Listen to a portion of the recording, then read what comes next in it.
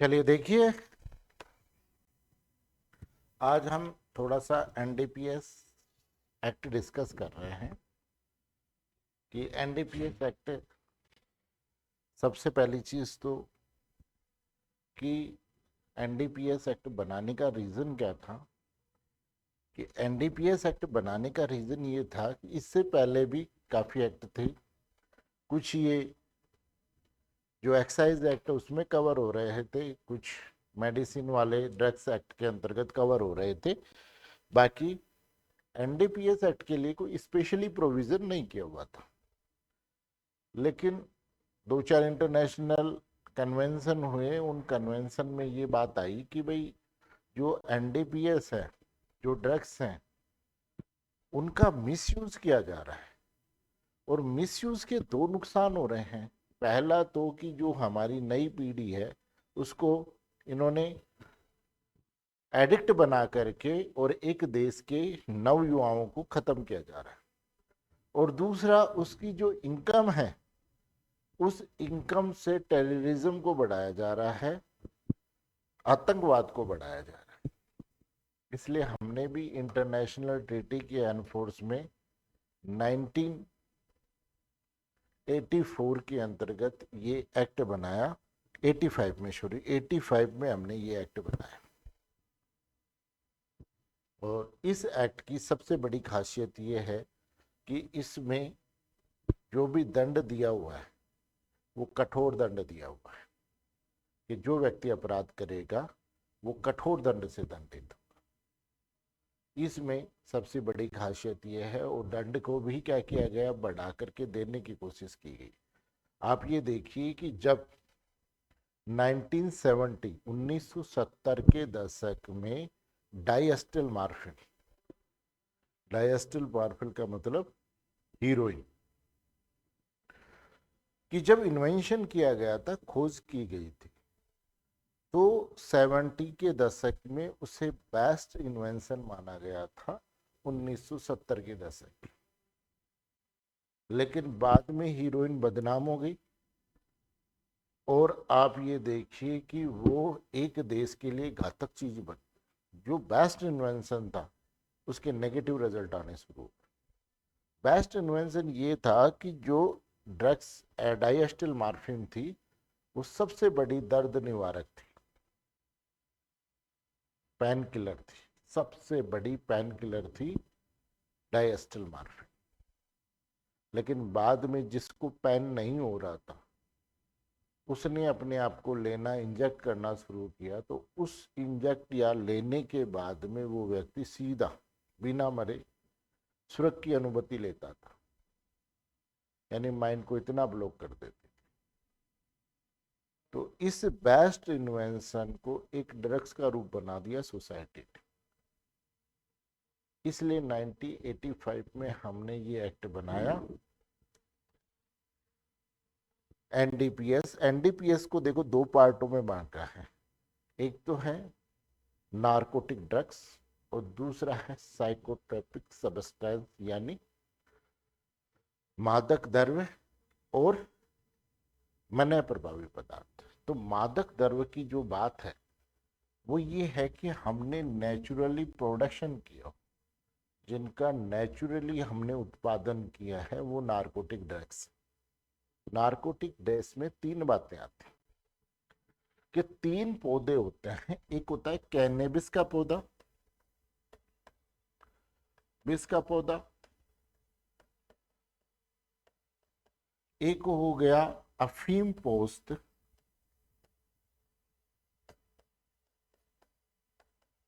और एक हो गया कोका का पौधा, कोकेन, कोका का पौधा।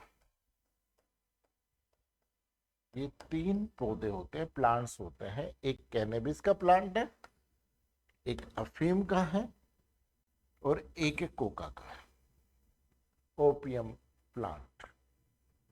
ये तीन पौधे हैं। इन तीन पौधों से नारकोटिक ड्रग्स उत्पादन होता है। जो सबसे पहले है कैनेबिस। कैनेबिस से क्या क्या आता है? कैनबिस के पौधे से क्या क्या ओरिजिन होता है? तो देखो, कैनबिस के पौधे को लिक्विड फॉर्म में अगर हमने तैयार किया है तो वो लिक्विड फॉर्म चरस होती है। जो लिक्विड फॉर्म होती है वो लिक्विड फॉर्म क्या होती है? चरस होती है।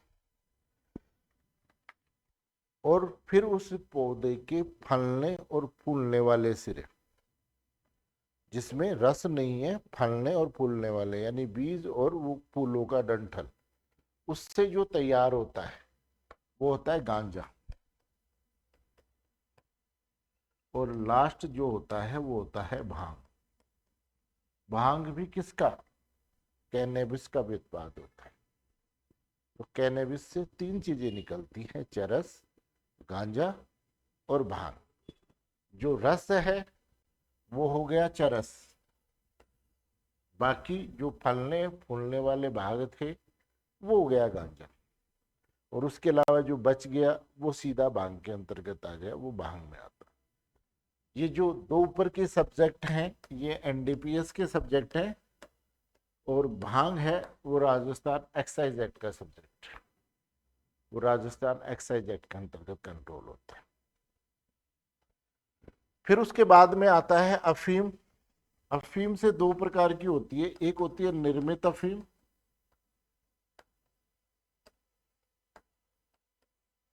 एक तो होती है निर्मित अफीम, जिसमें चिकित्सक अफीम, ये सारी अफीम क्या होती हैं? इंक्लूड होती है। दूसरी निर्मित अफीम से होता है मार्फिन।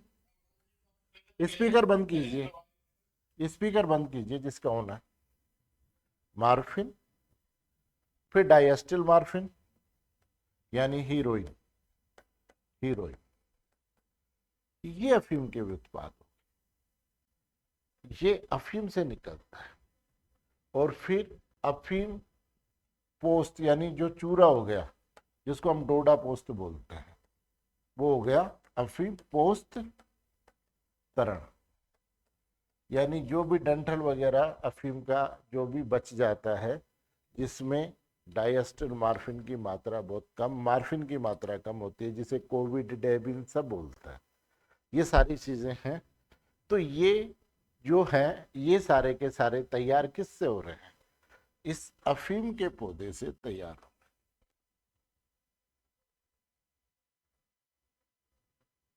नहीं, फिर उसके बाद में आता है कोका का पौधा। उसके बाद में आता है कोका का पौधा, और कोके से क्या आता है? जो रस है वो केकेन होता है।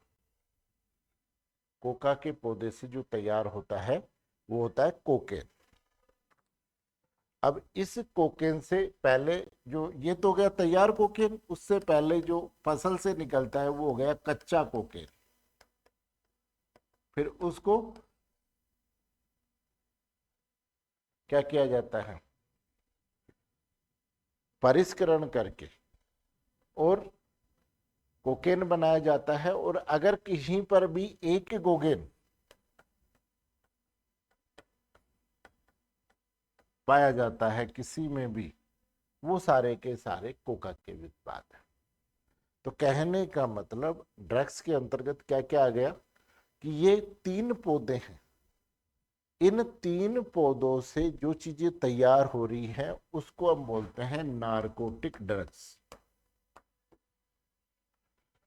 उसको हम बोलते हैं नारकोटिक ड्रग्स या मादक पदार्थ। अगर वो कैनेबिस का पौधा है तो उससे चरस, गांजा और भांग तैयार होता है। अफीम का है तो निर्मित अफीम, मार्फिन, हीरोइन और पोस्तरण। कच्चा कोकेन है तो कच्चा कोकेन, कोकेन और एक कोकेन। ये इसको हम बोलते हैं नारकोटिक ड्रग्स। और दूसरा साइकोट्रैपिक सब्सटेंस है जिन्हें मनय प्रभावी पदार्थ है, वो केमिकल के रूप में होता है, जैसे एमजी ड्रग्स हो गई। आपने देखा होगा कि मेडिकल पे कुछ इंजेक्शन मिले हैं, मेडिकल पे कुछ नशीली दवाइयाँ मिले हैं, उसमें जो ड्रग्स डाल करके देते हैं जिसके पीछे एक लिस्ट दी हुई है, उनको हम साइकोट्रोपिक सब्सटेंस कहते हैं। यानी इन 3 पौधों से जो तैयार हो रहा है, ये तो हो गया मादक द्रव्य, और इसके अलावा जो चीजें तैयार हो रही हैं वो सारी की सारी आ गई किसमें, उसके अंतर्गत। अब इसमें जो पनिशमेंट की बात करते हैं, अब सबसे पहली चीज कि एक चीज बताइए कि क्या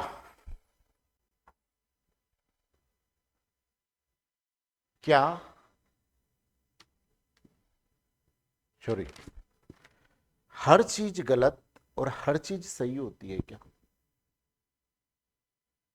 भाई हम ये कहें कि ड्रग्स को स्पेशली बैन कर दें कि भाई ड्रग्स को प्रोडक्शन करना ही नहीं है, तो क्या ये पॉसिबल हो सकता है क्या? भाई ये पॉसिबल नहीं हो सकता, क्योंकि इन चीजों का मेडिकल पर्पस के लिए भी यूज होता है। मैंने आपको बताया कि डाइएस्टिल मार्फिन सबसे बड़ी पेन किलर है। जिस व्यक्ति को कैंसर होता है और कैंसर में बहुत पेन होता है, उसको जो इंजेक्शन इंजेक्ट किया जाता है वो भी डाइएस्टिल मार्फिन का होता है। कम डोज होगी तो मार्फिन लिखा हुआ होगा, ज़्यादा डोज होगी तो इंजेक्शन के पीछे लिखा होता है डाइएस्टिल मार्फिन। इसलिए वो 10-20 हज़ार रुपए के इंजेक्शन आते हैं, एक इंजेक्शन ही 10-20 हज़ार रुपए का आता है, वो इसीलिए महंगा होता है। इसीलिए सरकार से ये कह रहे हैं कि भाई आप जो भी करो, कैंसर के जो दर्द निवारक इंजेक्शन है इनमें सब्सिडी दो। अब इनको आपको करना है, भाई इन सारी चीजों को करना है तो आपको उसके लिए खेती कर रहे हो, रख रहे हो, बेच रहे हो, कोई चीज तैयार कर रहे हो, निर्माण कर रहे हो, इसके लिए लाइसेंस लेना पड़ता है। तो सेंट्रल गवर्नमेंट और स्टेट, कैनबिस के संबंध में स्टेट गवर्नमेंट और सेंट्रल गवर्नमेंट दोनों को राइट दिया हुआ है। बाकी अफीम और कोका के पौधे के संबंध में जो भी प्राधिकार है वो सेंट्रल गवर्नमेंट के पास है। तो आप सेंट्रल गवर्नमेंट से क्या करते हैं कि इन खेती करने के लिए या इसका कोई भी ट्रांजेक्शन करना है तो उसके लिए लाइसेंस लेना होगा। अगर आप उसको ट्रांसपोर्टेशन करते हो, एक स्थान से दूसरे स्थान पर कर रहे हो, तो उसके लिए अथॉरिटी लेटर लेना पड़ने का, प्राधिकार पत्र लेना पड़ता है, ठीक है, या फिर आपको परमिशन लेनी पड़ती है। उसके बिना आप ये काम नहीं कर सकते। अगर इसके बिना अगर आप ये काम कर रहे हो तो इसको हम बोलते हैं अवैध व्यापार, इलिसिट ट्रैफिक, यानी अवैध व्यापार। और मेंस में शॉर्ट नोट या बड़े नोट्स में ये क्वेश्चन भी पूछ लिया जाता है कि अवैध व्यापार क्या होता है। ये आपसे पूछ भी लिया जाता है कि इलिसिट ट्रैफिक क्या होता है या अवैध व्यापार क्या होता है। तो अवैध व्यापार के लिए ये कह रहे हैं कि ये जो काम है इसको आप कर रहे हो, तो सबसे पहली चीज ये, तो ये 3 पौधे हो गए, कैनबिस, अफीम और कोका का पौधा। इन पौधों की अगर आप खेती कर रहे हो या कोका के पौधों की पत्तियों का संग्रहण कर रहे हो, ये अवैध व्यापार। इसके बाद में जब आपने खेत से उसे बाहर निकाल लिया, उसके बाद इनका क्या कर सकते हो? भाई इनका क्या कर सकते हो? तो इनका प्रोडक्शन कर सकते हो, सॉरी, है ना, मैन्युफैक्चर प्रोडक्शन कर सकते हो, उनको खरीद सकते हो, सेल कर सकते हो, उन्हें बेच सकते हो, यानी सेल कर सकते हो, और इन्हें परचेज कर सकते हो, इनको भंडारण कर सकते हो, इकट्ठा कर सकते हो। इंटरनेट यानी भारत में इसका आयात कर सकते हो, भारत में इसका निर्यात कर सकते हो, एक्सपोर्ट और एक्सपोर्ट इन इंडिया। भारत से बाहर इनका आयात कर सकते हो, भारत से बाहर इनका निर्यात कर सकते हो, या यानांतरण कर सकते हो, यानी जयपुर से आप जोधपुर लेकर के जा रहे हो, ये होता है ट्रांसपोर्टेशन। यानांतरण यानी एक स्टेट में आप उसको घुमा रहे हो। और अगर ये सारा काम सेंट्रल गवर्नमेंट या स्टेट यानी अप्रोप्रिएट गवर्नमेंट की लाइसेंस परमिशन अथॉरिटी लेटर के बिना अगर ये सारा काम किया जा रहा है, इसको हम बोलते हैं अवैध व्यापार। फिर इन्होंने कहा कि ये अवैध व्यापार में ये सारी चीजें ही नहीं आती, अगर इनसे जुड़ा हुआ आप कोई अन्य काम भी कर रहे हैं तो वो भी इसमें शामिल है। जैसे मान लीजिए कि मैं ड्रग्स लेके चल रहा हूं और मैंने मेरे आगे श्रवण जी को बोला कि भाई मेरे आगे आगे आप चलो, और ये देखते हुए चलो कि भाई कोई और व्यक्ति तो, पुलिस वाला, कोई डिपार्टमेंट वाला व्यक्ति तो नहीं मिल रहा। अगर वो आप आगे वो आपको मिलता है तो आप मेरे को इन्फॉर्म कर देना, जिससे मैं यहां से भाग जाऊं। तो उसके अलावा अदरवाइज कोई और कोई क्रियाकलाप कर रहा है इससे रिलेटेड, उसको भी हम बोलते हैं अवैध व्यापार। फिर कोई व्यक्ति जो व्यापार कर रहा है उसको स्पॉन्सर कर रहा है, यानी फाइनेंशियली स्पॉन्सर कर रहा है, यानी वित्तीय पोषण कर रहा है, वो व्यक्ति भी अवैध व्यापार कर नहीं। और जो भी व्यक्ति इन सारी चीजों के लिए अपना परिसर परमिसेस प्रोवाइड करवाता है, वो भी अवैध व्यापार करता है। अभी जैसे अजमेर की एक घटना, अजमेर की घटना ये हुई, स्पीकर बंद कर लीजिए, कि एक व्यक्ति कुछ एमडी ड्रग्स वगैरह यानी नशीली दवाइयां लेकर के अपने किसी मित्र के यहाँ पे गया। उसने घंटी बजाई और घंटी बजाने के बाद में गेट खोला। गेट खोलने के बाद उससे बोला कि यार भाई मैं रात को आपके यहाँ रुकना चाहता हूँ। तो मित्र ने कहा ठीक है भैया, आप मेरे यहाँ पर आप रात को रुक जाइए। रात को वो रुका तो उसने ये कहा कि यार मेरी कुछ दवाइयाँ हैं जिनका एक कार्टून है, आप कहो तो आपके घर पे रख दूं, मैं 2-4 दिन बाद में आ जाऊंगा, चला जाऊंगा।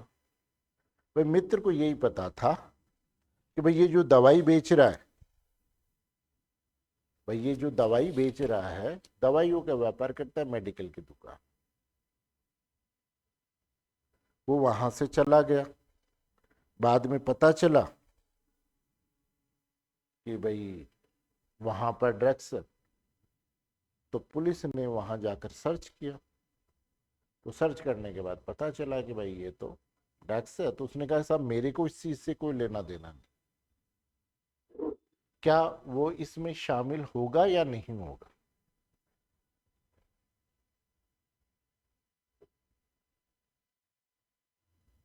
बताइए, शामिल होगा या नहीं होगा? क्यों होगा? क्यों होगा?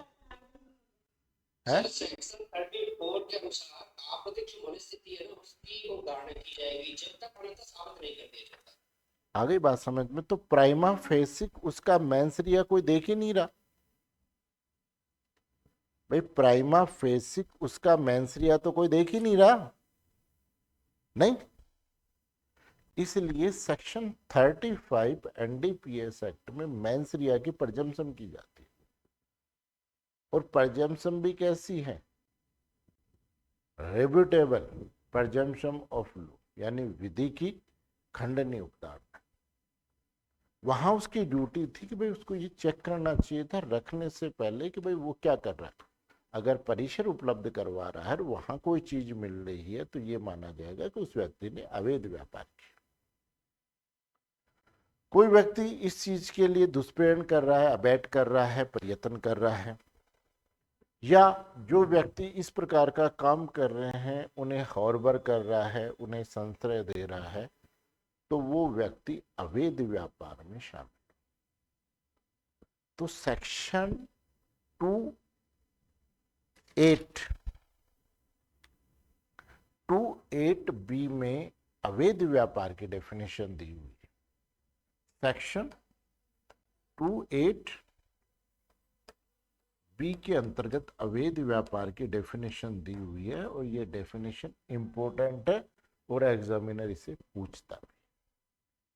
और इसी काम को, जो अवैध व्यापार की जो डेफिनेशन है, इसी को सेक्शन 8 एनडीपीएस एक्ट में मना किया है। कि भाई ये जो सारा काम यानी इनकी खेती करना, कोका के पौधों का संग्रहण करना, नारकोटिक ड्रग्स और मना प्रभावी पदार्थ को उत्पादन करना, विनिर्माण करना, ट्रांसपोर्टेशन करना, क्रय करना, विक्रय करना, भंडारण करना, अंतर्राज्यीय आयात करना, अंतर्राज्यीय निर्यात करना, भारत से आयात करना, भारत से निर्यात करना, ट्रांसपोर्टेशन करना, ये सारी चीजें अगर आपको करनी है तो अथॉरिटी लेटर या लाइसेंस के बिना आप नहीं कर सकते, और उसके बिना करने के लिए आपको मना किया गया है सेक्शन 8। यानी इसे सेक्शन 258B में अवैध व्यापार बना दिया और इन सारी एक्टिविटीज को करने से सेक्शन 8 में मना कर दिया। इन सारी एक्टिविटीज को करने से सेक्शन 8 में मना कर दिया।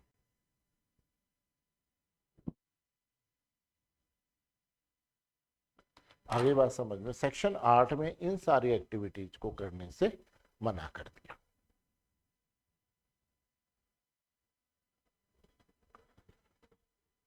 फिर उसके बाद में अगर ये सारी एक्टिविटीज की जाती हैं तो उसे पनिशेबल बना दिया।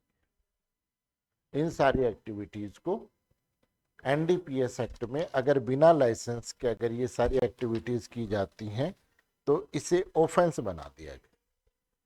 तो ऑफेंस के लिए इन्होंने सेक्शन 15 में ये कहा कि अगर पोस्तरण के संबंध में कोई अपराध है, यानी अफीम का प्रोडक्ट है जिसको हम बोलते हैं देसी लैंग्वेज में क्या, डोडा पोस्ट कि अगर डोडा पोस्ट से संबंधित अपराध है तो उसे पनिशेबल बनाया गया है सेक्शन 15। इसलिए जब भी आपको अगर एनडीपीएस आए तो एनडीपीएस में चार्ज जब लगाना है तो सेक्शन पोस्तरण के संबंध में है तो सेक्शन 8, 15 कि सेक्शन 8 में इसे मना किया गया है, 15 में पनिशमेंट का इनका प्रोविजन कंसेप्ट बिल्कुल क्लियर है। इन्होंने कहा है कि 3 प्रकार की मात्रा होती है। पहली होती है अल्प मात्रा, दूसरी होती है कॉमर्शियल क्वांटिटी और तीसरी होती है इनके बीच की क्वांटिटी। अगर अल्प मात्रा है तो सजा कम, क्योंकि अल्प मात्रा में किसी व्यक्ति के पास में एनडीपीएस की एक पुड़ी मिली है, इसका मतलब अगर उसने उस पुड़ी को खा लिया होता तो सेक्शन 27 का अपराध होता। नहीं कहा है, जेब में है, तो वो अल्प मात्रा से संबंधित होता, यानी वो कोई हैबिचुअल ऑफेंडर नहीं, वो कोई हैबिचुअल ऑफेंडर नहीं है, उसे वो करने की जरूरत नहीं। फिर उसके बाद में इन्होंने पहला हो गया इसका पोस्तरण के संबंध में 8/15, तो 3 सजा दे रखी है। तीनों सजाओं में इन्होंने कंसेप्ट क्लियर कर रखा है कि अल्प मात्रा का है तो सेक्शन 1 वर्ष की सजा है और जुर्माना 10,000 रुपए तक का है। अगर अल्प मात्रा से ज्यादा है और कॉमर्शियल क्वांटिटी से कम है तो ऐसी कंडीशन में 10 साल तक की सजा हो सकती है। सजा कठोर होगी और जुर्माना 1 लाख रुपए तक का हो सकता है। और अगर वाणिज्यिक मात्रा का है तो सजा मिनिमम 10 साल की होगी, मैक्सिमम 20 साल तक की हो सकती है। और जुर्माना मिनिमम 1 लाख रुपए से कम नहीं होगा, मैक्सिमम 2 लाख रुपए तक का हो सकता है। लेकिन अगर कोर्ट को लगता है कि 2 से ज्यादा देना चाहिए तो 2 से ज्यादा भी लगा सकता है जुर्माना। नहीं, फिर 16 के अंतर्गत आ गया कि भाई जो आप कोका के पौधे खेती कर रहे हो या कोका की पत्तियों को इकट्ठा कर रहे हो, सेक्शन 16 में उसे ऑफेंस बना दिया गया। नहीं कि कोका के संबंध में आप कुछ भी कर रहे हो, ठीक, कोका के पौधे खेती कर रहे हो, पौधे का ले रहे हो, पत्तियां इकट्ठी कर रहे हो या उसके संबंध में कोई सा भी ट्रांजेक्शन कर रहे हो, खरीद रहे हो, बेच रहे हो, मैन्युफैक्चर कर रहे हो, प्रोडक्शन कर रहे हो, कुछ भी कर रहे हो, एक्सपोर्ट कर रहे हो, इंपोर्ट कर रहे हो, ट्रांसपोर्टेशन कर रहे हो, कुछ भी कर रहे हो, तो उसके संबंध में एक ही सजा दी हुई है, वो 10 वर्ष तक का कारावास और जुर्माना। फिर उसके बाद में निर्मित अफीम को पनिशेबल बनाया गया सेक्शन 17 में, 17 में। फिर 18 में इन्होंने कहा, दो पार्टों में बांटा, अफीम पोस्ट और अफीम के संबंध में जो अपराध करेगा उसको कहां पर, सेक्शन 18 में अपराध बताया। और वही बताया कि चाहे आप अपराध की खेती करो, अगर आपको ये भी पूछ लिया जाता है ना कि अफीम की खेती करना कौन से सेक्शन में पनिशेबल है, तो सेक्शन 18 में। यानी अफीम के संबंध में कोई भी ट्रांजेक्शन करोगे, यानी अफीम रखोगे, बेचोगे, विक्रय करोगे या अफीम की खेती करोगे, वो सारी चीजें सेक्शन 18 में पनिशेबल है। अगर मामला वही है, अल्प मात्रा से संबंधित है, तो 1 वर्ष और 10,000 रुपये जुर्माना, मीडियम है तो 1 लाख रुपए जुर्माना और 10 वर्ष तक का कठोर कारावास, और बाकी मामलों में अगर वाणिज्यिक क्वांटिटी का है तो 10 वर्ष से ज्यादा और 20 वर्ष से कम का। अफीम के संबंध में पिछले आरजे एडीजे के मेंस के अंतर्गत जो प्रॉब्लम आई थी चौथे पेपर में, वो 3 किलो अफीम की थी। तो 3 किलो अफीम का अपराध 68/18 के अंतर्गत होता है और वाणिज्यिक क्वांटिटी में आता है। मैंने ग्रुप में एक लिस्ट इसीलिए डाली थी कि उस लिस्ट को एक बार याद कर लेना, वो केवल इस पेपर को सोल्व करने में ही नहीं, अगर आपको चार्ज लगाना होगा और अगर उसका ऑर्डर करना पड़ गया एनडीपीएस एक्ट का, तो उसमें भी आपको सहायता करेगी, उसमें भी आपकी क्या करेगी, मदद करेगी।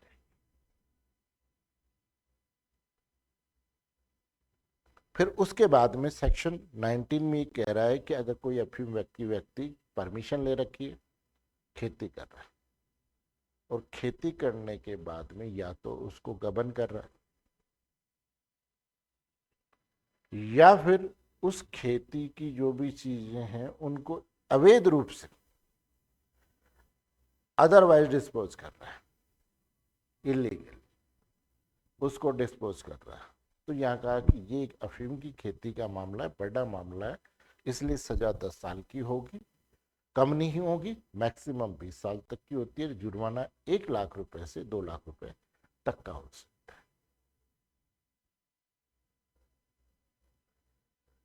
फिर आता है कैनेबिस का मामला, यानी जहां पर चरस, गांजा वगैरह अगर कोई मिलता है तो उसका जो ऑफेंस होगा वो होगा 8/20 में। जहां चरस वगैरह मिलती है वहां ऑफेंस होगा 8/20 का।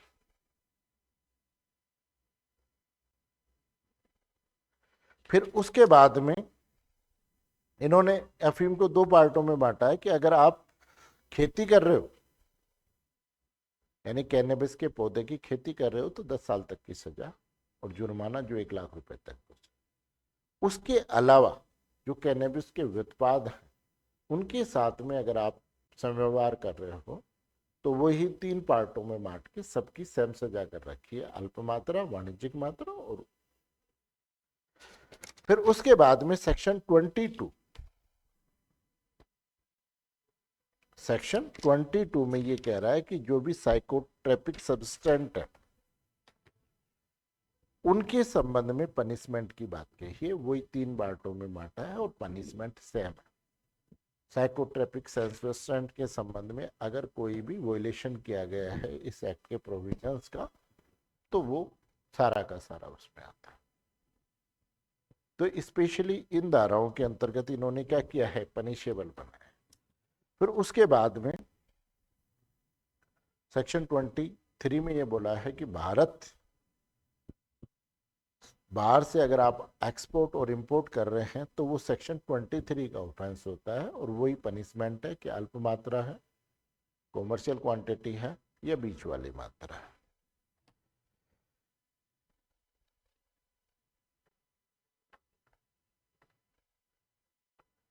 फिर सेक्शन 25 कि जिस व्यक्ति ने अपना परिसर विकल्प प्रोवाइड करवाया है, सेक्शन 25 इंपॉर्टेंट है कि सेक्शन 25 में जैसे मेरी कार अगर कोई व्यक्ति लेके गया है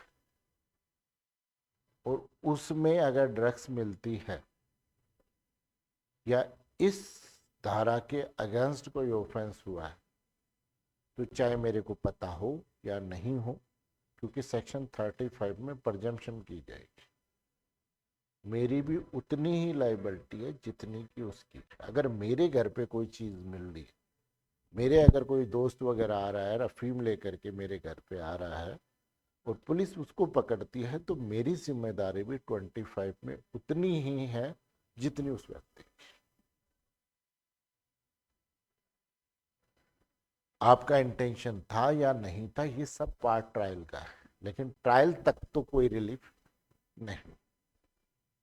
इसलिए एक चीज ध्यान रखना, हमेशा अपनी कार किसी व्यक्ति को, जिसको भी दो, विश्वास के व्यक्ति को ही देना, अदरवाइज मत देना। और कभी लो, और अगर कोई लॉन्ग जर्नी कर रहे हो कभी भी, तो हर किसी व्यक्ति को लिफ्ट मत दे।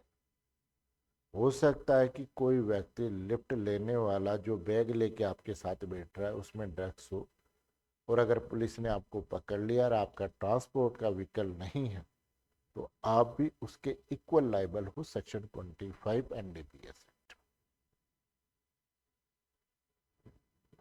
तो दूसरी चीज, अपने व्हीकल को किसी को भी अगर आप दे रहे हो तो बस इतना ध्यान रखना कि वो इतना विश्वास का व्यक्ति हो कि वो उस व्हीकल का मिस यूज नहीं करे।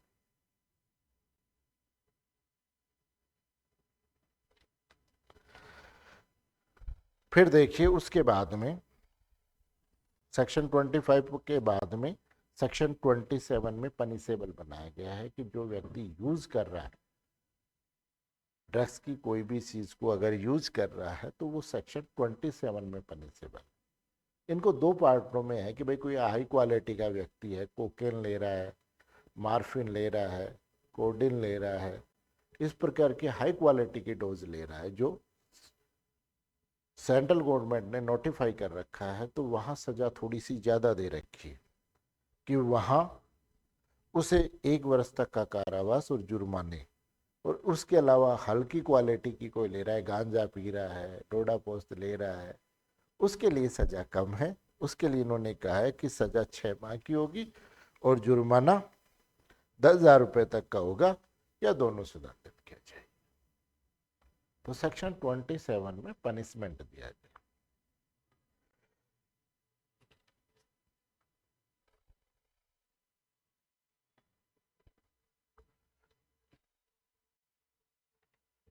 फिर सेक्शन 31 में पनिशमेंट दिया हुआ है कि अगर कोई व्यक्ति जिसने पहले से ही ऑलरेडी अपराध में कन्विक्शन हो चुका है, उन्होंने कहा कि कन्विक्शन जरूरी नहीं है कि भारत में ही हो, भारत के बाहर भी अगर कन्विक्शन हो रखा है और व्यक्ति यहाँ फिर इस अधिनियम का वोलेशन करने, इसके प्रोविजंस का वोलेशन करने के लिए दोष सिद्ध किया जाता है, तो जो अपराध में दंड की मात्रा है जो मैक्सिमम है उसका 1 और 1.5 यानी 1.5 गुना, या 1 and 1.5 यानी 1.5 गुना न्यूनतम का और जुर्माने का।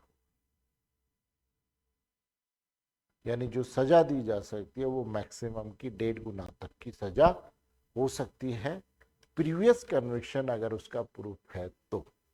और अगर प्रीवियस कन्विक्शन उसका है और उस व्यक्ति के साथ में जो ड्रग्स मिलती है वो प्रचुर मात्रा में मिलती है, जिसके लिए लिस्ट दी है कि अगर वो अफीम है तो 10 किलो, मार्फिन है, मार्फिन का मतलब बिल्कुल शुद्ध, हीरोइन 1 किलोग्राम, कोडिन, थिबेन, कोकेन, हसीस, इनकी एक लिस्ट दी हुई है। अगर उस लिस्ट के अकॉर्डिंग है तो सेक्शन 31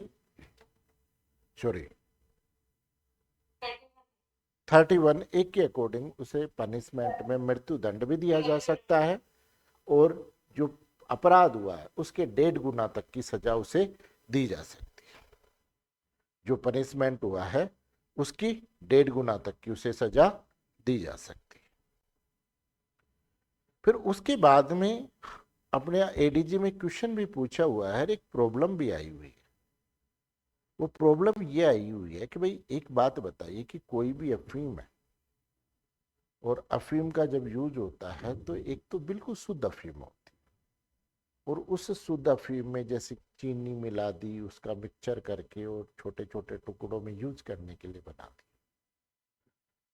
तो उन्होंने कहा कि एक तो हो गया कि जो एक्टिव पदार्थ है उसका, है ना, एक्टिव सब्सटेंट, और दूसरा जो न्यूट्रल है।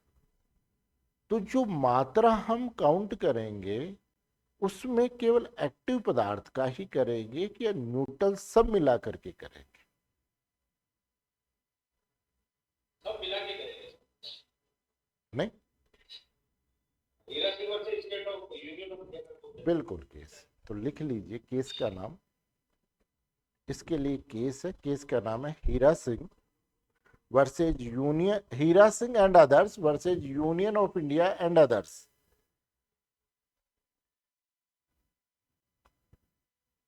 टू 2020 का ये डिसीजन है, 2020 का ये डिसीजन है।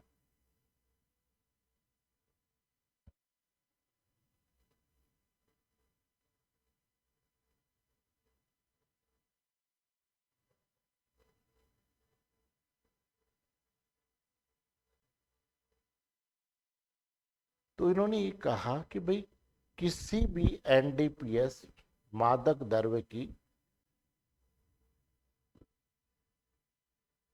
या साइकोट्रोपिक सब्सटेंस की, मादक द्रव्य यानी नार्कोटिक ड्रग्स और साइकोपेटिक सब्सटेंस की मात्रा, क्वांटिटी निश्चित करने में न केवल हम उसकी एक्टिव मात्रा यानी सक्रिय मात्रा को ध्यान रखेंगे, बल्कि उसकी न्यूट्रल यानी उदासीन मात्रा के मिश्रण को मिलाकर के तय किया जाएगा, काउंट किया जाएगा। ये एडीजी में पूछा हुआ भी है, प्रॉब्लम बना करके प्री के अंतर्गत। तो ये दोनों चीजों में काउंट। तो Hira Singh and others versus union of India and others 2020 का केस है, जिसमें सुप्रीम कोर्ट ने ये बात कही है।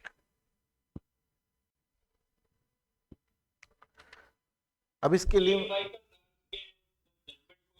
बिल्कुल बिल्कुल बिल्कुल बिल्कुल, है ना, माइकल राजके में ये कहा था केवल एक्टिव पार्ट को यानी सबस्टेंस को देखा जाएगा क्वांटिटी को तय करने। तो सुप्रीम कोर्ट ने इसके लिए स्पष्ट गाइडलाइन दी थी। ठीक। फिर सेक्शन 32B, ये इंपॉर्टेंट है, ये एडीजे में पूछा हुआ भी कि भाई देखो एनडीपीएस एक्ट में जो पनिशमेंट दे रहे हैं उसमें सजा क्या है, मिनिमम 10 ईयर्स और मैक्सिमम 20 ईयर, या 10 वर्ष मैक्सिमम, या 1 वर्ष मैक्सिमम। तो अब क्वेश्चन ये है कि भाई हम कब तो मिनिमम सजा दें, कब मैक्सिमम सजा दें? तो मिनिमम सजा से मैक्सिमम सजा देने के लिए क्या ग्राउंड?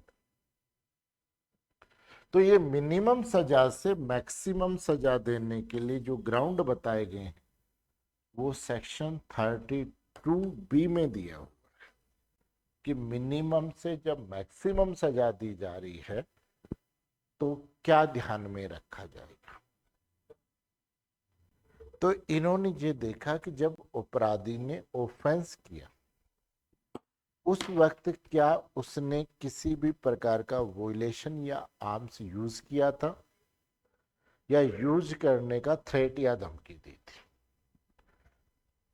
थ्रेट या धमकी दी थी कि भाई उसने थ्रेट किया था और धमकी दी थी।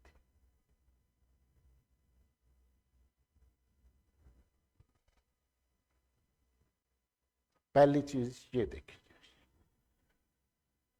फिर दूसरी चीज कि भाई जो व्यक्ति ऑफेंस कर रहा है वो कोई पब्लिक पोस्ट, लोक पद धारण करता है क्या, यानी पब्लिक ऑफिस उसके पास है और उस पब्लिक पोस्ट के आधार पर उसने ऑफेंस किया।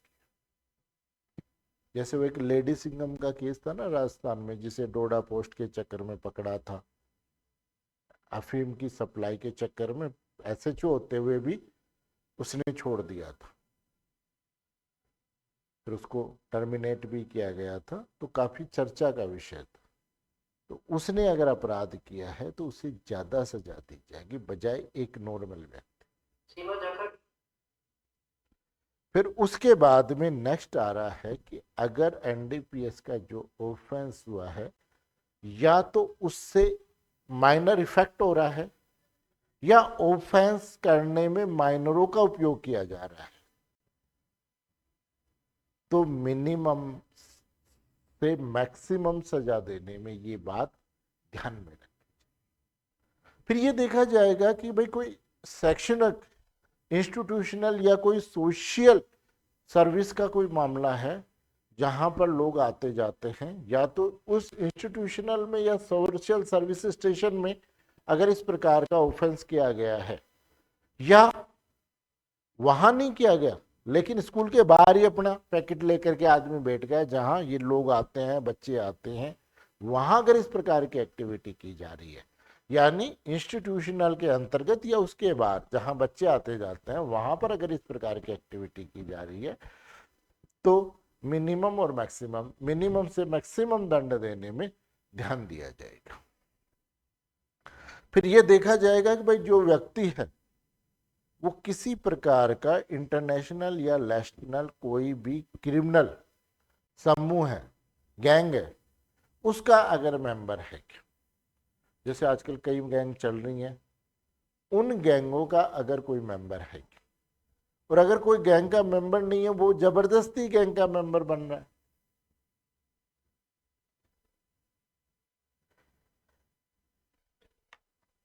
और अपराधी ने ऑफेंस करने के लिए अन्य कोई क्रियाकलाप भी इसके एडिशनल में किए, तो वो सारी चीजें, ये चीज देखी जाएगी कि हमें मिनिमम सजा देनी है या मैक्सिमम सजा देनी। 32 भी इम्पोर्टेंट, ध्यान रखें, ये पहले भी पूछा गया है और अभी भी पूछा जा सकता है कि क्या सजा दी जा सकती है।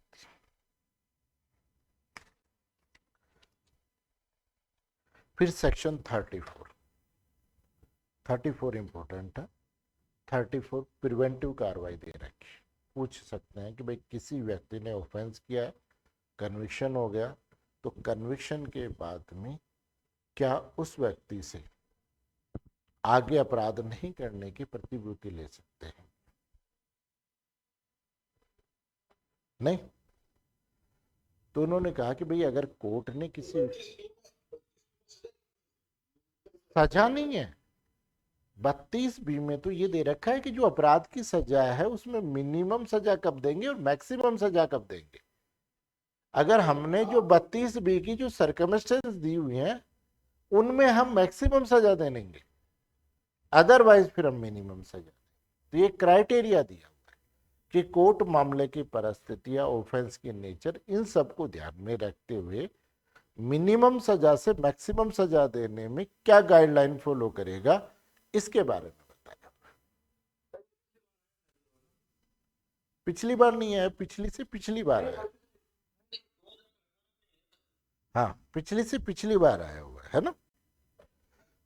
फिर 34 आपका थोड़ा सा इंपॉर्टेंट बनता है कि भाई कन्विक्शन हो गया, जैसे 106 सीआरपीसी है वैसे इसमें दिया गया है कि भाई जो व्यक्ति कन्विक्शन हो गया उससे आगे अपराध नहीं करने के संबंध में कोर्ट प्रतिभूति ले लेता है कि भाई दोष सिद्धि के बाद आप कोई अपराध नहीं करोगे, और वो 3 साल तक की प्रतिभूति ले सकता है।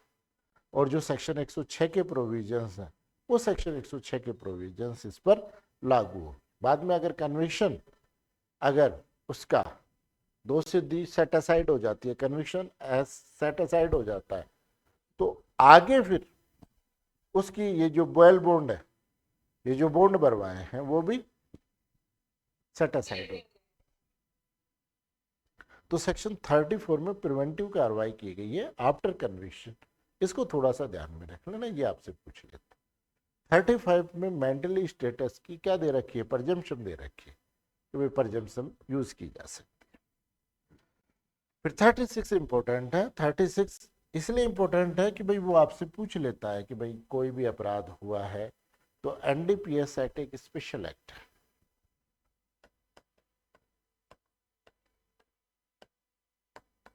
अब एक बात बताइए कि एनडीपीएस एक्ट का कोर्ट कौन एस्टेब्लिश करेगा और उसमें प्रिसाइडिंग ऑफिसर का अपॉइंटमेंट कौन करेगा? राज्य सरकार कोर्ट की स्थापना करेगी, हाई कोर्ट पीठासीन अधिकारी नियुक्त करेगा। सर, राज्य सरकार हाईकोर्ट के मुख्य न्यायमूर्ति के परामर्श से पीठासीन अधिकारी की नियुक्ति करेगा। बहुत सर, बढ़िया, यहाँ पे राज्य सरकार लिखा नहीं है, सिर्फ सरकार लिखा है। बिल्कुल। बस सेंट्रल गवर्नमेंट और स्टेट गवर्नमेंट दोनों आ गई है ना, केवल अब देखो सबसे बड़ी खासियत, जैसे हम सीआरपीसी पढ़ते हैं तो सीआरपीसी में तो क्या आता है कि स्टेट गवर्नमेंट कोर्ट एस्टेब्लिश करती है और पीठासीन अधिकारी वो लगवाते हैं, या एक से ज्यादा कोर्ट एस्टेब्लिश कर रहे हैं तो सुप्रीम कोर्ट की यानी हाई कोर्ट की परमिशन से कोर्ट एस्टेब्लिश की जाती है और वो किया जाता है। अब आपने देखा होगा जब भी ट्रांसफर लिस्ट आती है, नहीं तो ये जो स्पेशल कोर्ट्स हैं इनकी जब लिस्ट आती है ना, तो लिस्ट के साथ ये आता है कि इन जजों को पहले स्टेट गवर्नमेंट को दिया गया है और फिर स्टेट गवर्नमेंट इनको, जैसे पोस्को कोर्ट हुआ, एनडीपीएस कोर्ट हुआ, इन कोर्टों में लगा रही है। आगे बात समझ में, तो ध्यान रखना इसमें जो एनडीपीएस कोर्ट है इनका अपॉइंटमेंट तो स्थापना एस्टेब्लिशमेंट तो सरकार कर रही है, इसके लिए हाई कोर्ट से कुछ नहीं पूछ रही है क्या? केवल इसके प्रिसाइडिंग ऑफिसर का जो अपॉइंटमेंट है उसमें वो सलाह ले रही है, किससे? Chief justice of high court. उसकी सलाह से अपॉइंटमेंट भी कौन कर रहा है? स्टेट गवर्नमेंट, यानी गवर्नमेंट एप्रोप्रिएट जो भी गवर्नमेंट है वो अपॉइंट। आगे बात समझ में, तो कई बार छोटे क्वेश्चन में ये आपसे पूछ सकता है, तो थोड़ा, बाकी तो हमारे दिमाग में ये रहता है कि कोर्ट तो सरकार करेगी और प्रिसाइडिंग ऑफिसर कोर्ट लगाएगा, लेकिन स्पेशल कोर्टों में ये थोड़ा सा स्पेशल है कि सरकार स्पेशल कोर्ट एस्टैब्लिश करने में कुछ नहीं पूछती, केवल स्थापित करती है और प्रिसाइडिंग ऑफिसर के संबंध में राय लेकर के लगा दिया जाता है। नहीं, और एनडीपीएस में किसी व्यक्ति को लगाने के लिए क्या होना जरूरी है? या तो सेशन जज या एडिशनल सेशन जज की पोस्ट होनी चाहिए। ठीक। फिर 36 में इन्होंने एनडीपीएस कोर्ट की प्रोसीजर, तो इन्होंने कहा कि जो प्रोसीजर है वो वही फॉलो करेंगे जो सीआरपीसी। बाकी इन्होंने ये कहा कि थोड़ा सा इन्होंने ये कर दिया 36A के अंतर्गत कि जो प्रोसीजर है उस प्रोसीजर में इन्होंने कहा कि अगर अपराध 3 वर्ष या उससे 3 वर्ष या 3 वर्ष से कम के अपराध के लिए दंडनीय है, कोई भी 3 वर्ष या 3 वर्ष के कम के अपराध के लिए दंडनीय है, तो उस अपराध के लिए जो सजा है वो ट्रायल है, जांच विचारण है, वो जुडिक्शन का जुडिशियल मजिस्ट्रेट करेगा। और 3 वर्ष से ज्यादा के कारावास से जो दंडनीय मामले हैं वो स्पेशल कोर्ट द्वारा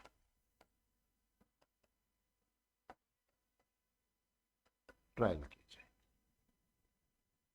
वो स्पेशल कोर्ट द्वारा ट्रायल की जाए।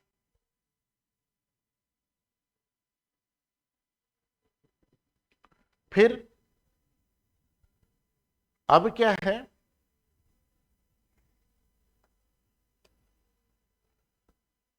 कि 3 वर्ष या उससे कम के जो भी हैं वो कोर्ट किए जाएंगे, स्पेशल कोर्ट के द्वारा किए जाएंगे। फिर इन्होंने 167 को थोड़ा सा डिस्क्रिप्शन कर दिया कि फर्स्ट जो रिमांड है ना, यानी पहली बार फर्स्ट रिमांड देने का राइट जुडिक्शन के मजिस्ट्रेट को दे दिया। कि जुडिक्शन का मजिस्ट्रेट फर्स्ट रिमांड देगा, यानी पहले 15 दिन की रिमांड जुडिशियल मजिस्ट्रेट देगा, जिसमें अगर बेल नहीं दे रहा तो वो ले सकता। दूसरा जो बच गया, अगर कार्यपालक मजिस्ट्रेट है तो 7 दिन की दे सकता है, जिसे जुडिशियल मजिस्ट्रेट के पावर है। उसके बाद बाकी जो भी प्रोसेस होगी 3 साल से ज्यादा के अपराधों में, वो मजिस्ट्रेट स्पेशल कोर्ट के द्वारा ही की जाएगी, मामला स्पेशल कोर्ट को भेजा। 167 में ये कहा कि जो अपराध कौन से कॉमर्शियल क्वांटिटी से संबंधित, यानी जो अपराध कौन से कॉमर्शियल क्वांटिटी से संबंधित था। दूसरा जो सेक्शन 19, 24 और 27 है, जिसमें वही मिनिमम 10 से मैक्सिमम 20 वर्ष तक की सजा है और वही कॉमर्शियल क्वांटिटी से संबंधित है। इनमें जो 90 दिन की अवधि है उसको 180 दिन की अवधि मानी जाए चार्जशीट पेश करने की, और प्रोसिक्यूशन को सुनने के बाद, यानी पब्लिक प्रोसिक्यूटर को सुनने के बाद कोर्ट को लगता है कि टाइम और एक्सटेंड करना चाहिए, तो 180 दिन के टाइम को 1 वर्ष तक इन्वेस्टिगेशन के लिए क्या किया जा सकता है, एक्सटेंड किया जा सकता है 1 ईयर के लिए। 167 के संबंध में इन्होंने थोड़ा सा क्या कर दिया, स्पेशल प्रोविजन दे दी।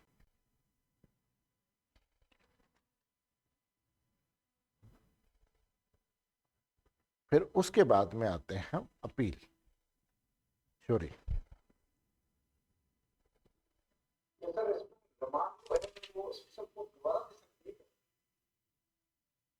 भाई, फर्स्ट रिमांड तो मजिस्ट्रेट देगा, आगे की जो रिमांड है वो स्पेशल कोर्ट देगा।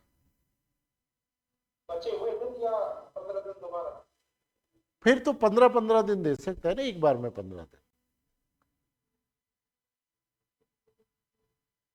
सर हाँ, जो 3 वर्ष से ऊपर के मामले हैं उनमें स्पेशल कोर्ट में चला जाएगा डायरेक्ट, तो कॉग्निजेंस तो वही लेगा। कॉग्निजेंस, तो वहाँ पे हाँ, वहाँ पे जो रिमांड जो होगी सर स्टार्टिंग में, अरे वो तो फर्स्ट अरेस्ट के बाद की रिमांड है, अच्छा वो मजिस्ट्रेट ही देगा।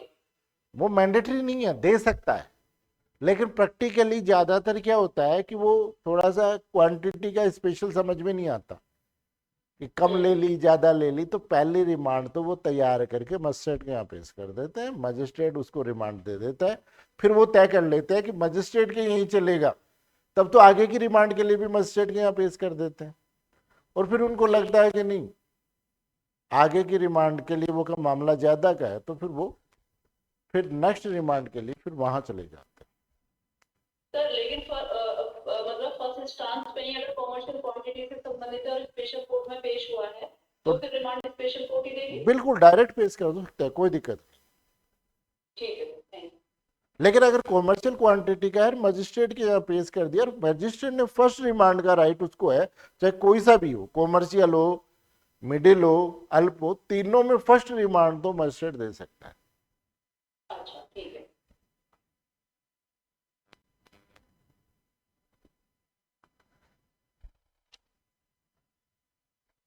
फिर सेक्शन 37 इंपॉर्टेंट है कि 37 में इन्होंने ये कहा कि ये जो अपराध है वो कॉग्निजेबल है, संज्ञेय है, और इसके अलावा वाणिज्यिक मात्रा के सेक्शन 19, 24 और 27 से संबंधित मामलों में अगर बेल दे रहा है तो बेल से पहले पीपी को सुनना जरूरी है, मैंडेटरी है, और उसका पीपी को सुनने के बाद ही समाधान होने के ऊपर वो आगे कार्रवाई कर सकता है।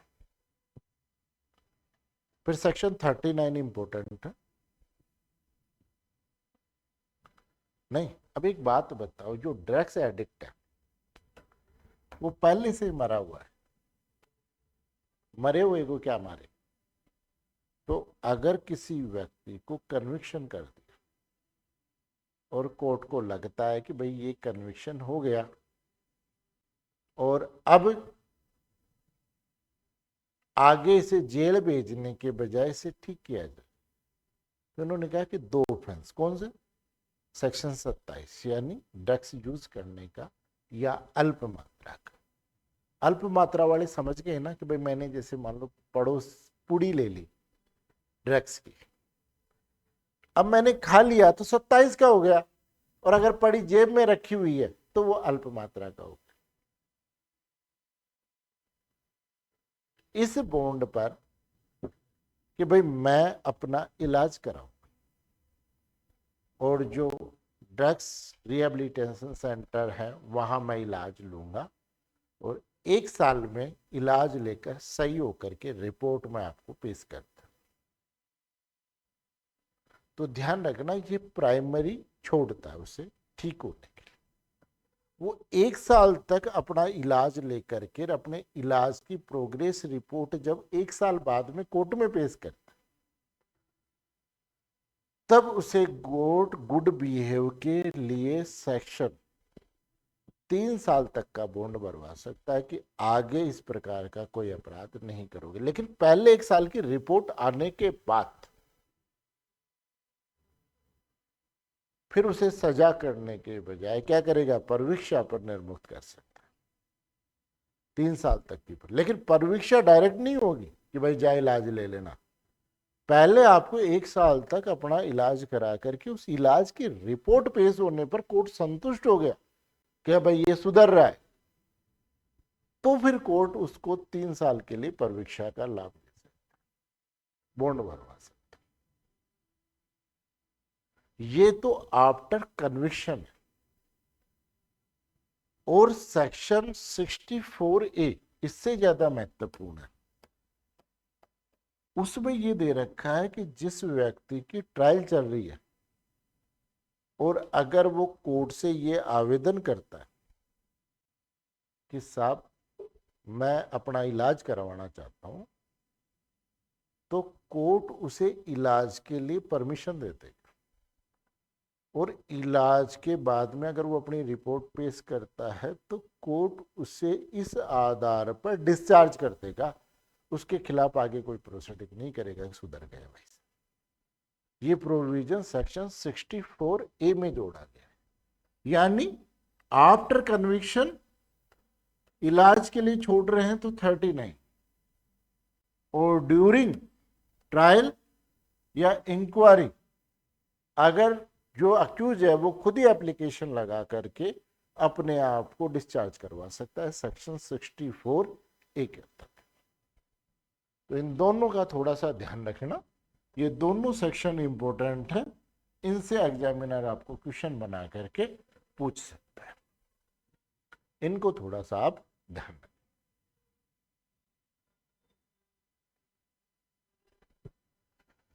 फिर उसके बाद में आता है नेक्स्ट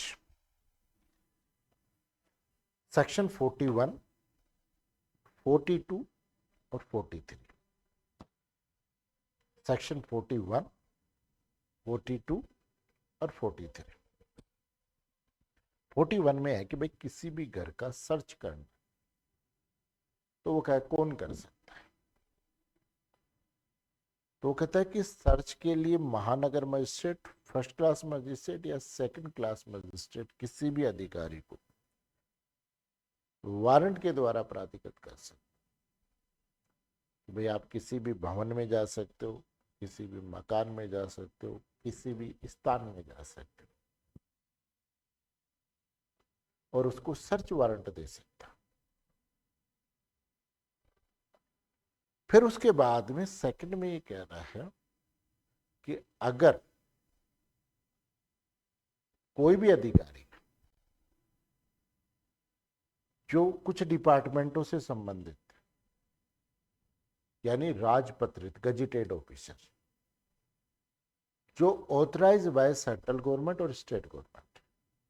अब सेंट्रल गवर्नमेंट के कौन से डिपार्टमेंट हैं, तो सेंट्रल गवर्नमेंट के लिए इन्होंने बताया कि सेंट्रल गवर्नमेंट के जो डिपार्टमेंट है उसमें पहला आ गया नारकोटिक, दूसरा आ गया कस्टम, तीसरा आ गया रेवेन्यू, चौथा इंटेलिजेंस और अदर डिपार्टमेंट्स। फिर उन्होंने कहा कि इसमें फोर्स भी आ गई, आर्म्स फोर्स भी आ गई और पैरामिलिट्री फोर्स भी इंक्लूड है। और फिर वो कहता है स्टेट गवर्नमेंट के कि revenue, drugs control, excise, police और अदर डिपार्टमेंट्स जो स्टेट गवर्नमेंट ऑथराइज की।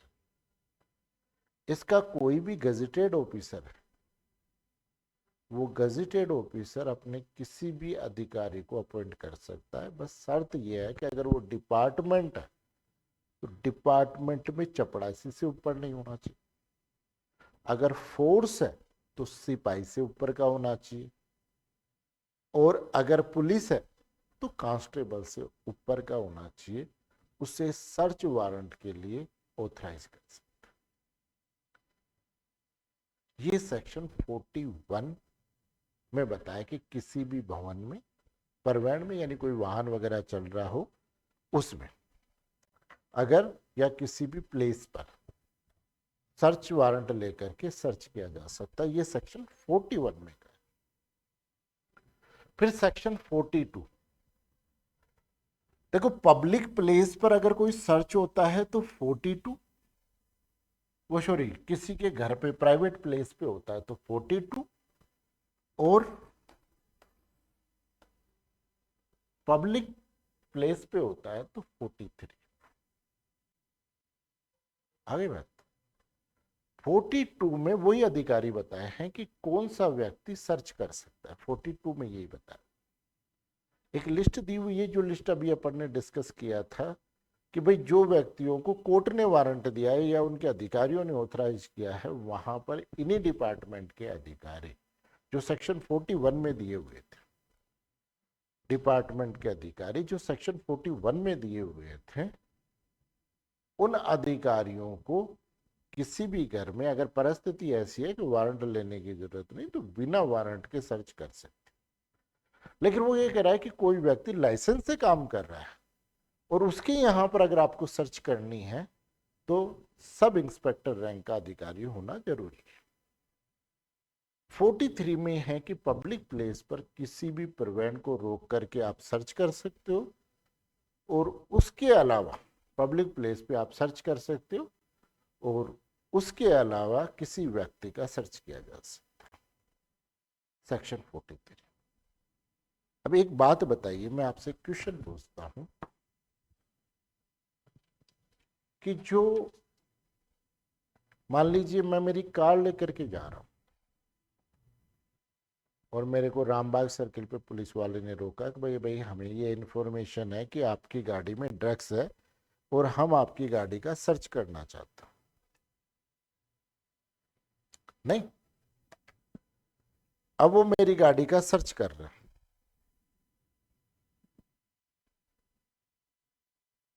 आगे बात, मेरी पर्सनल गाड़ी का सर्च कर रहे हैं।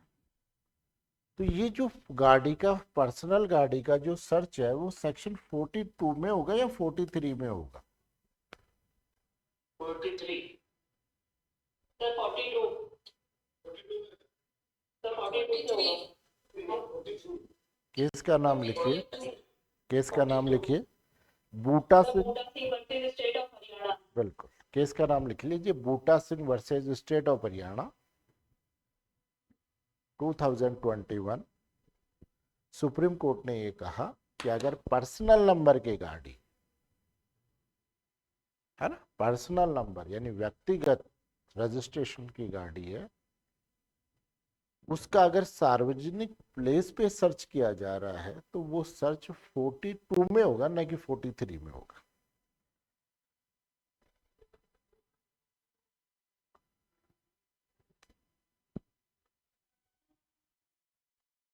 फोर्टी टू में।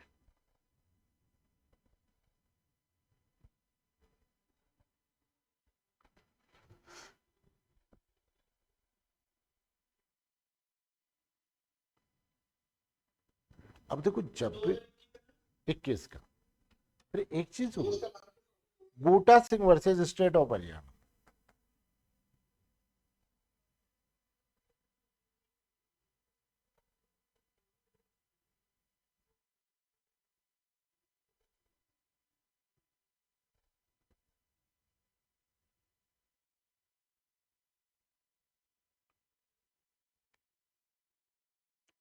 आई बात समझ। फिर उसके बाद में नेक्स्ट चीज है, देखो ये सारे अधिकारी हैं, हर आदमी सर्च कर रहा है, लेकिन आपने देखा होगा कि सेक्शन 42 में अगर आप पढ़ते हो तो ये आता है कि जो सर्च है वो या तो एसएचओ करेगा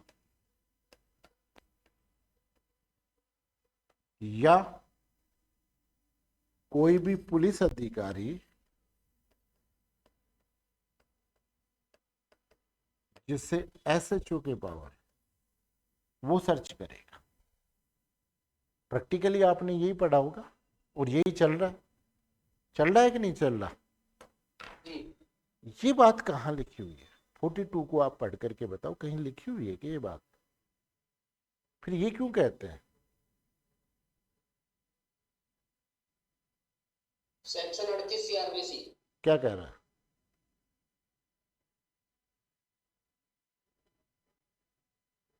उसका जो रीजन है ना, वो रीजन है सेक्शन 55 एनडीपीएस। उसका रीजन क्या है? NDPS act. कौन सा? सेक्शन 55। अब सेक्शन 55 को पढ़ो, फिर बताओ कि समझ में आया क्या नहीं आया।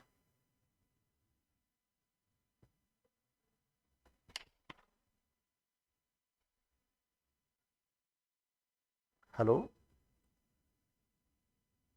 हेलो। हाँ, मैं क्लास ले रहा हूँ, बाद में कर।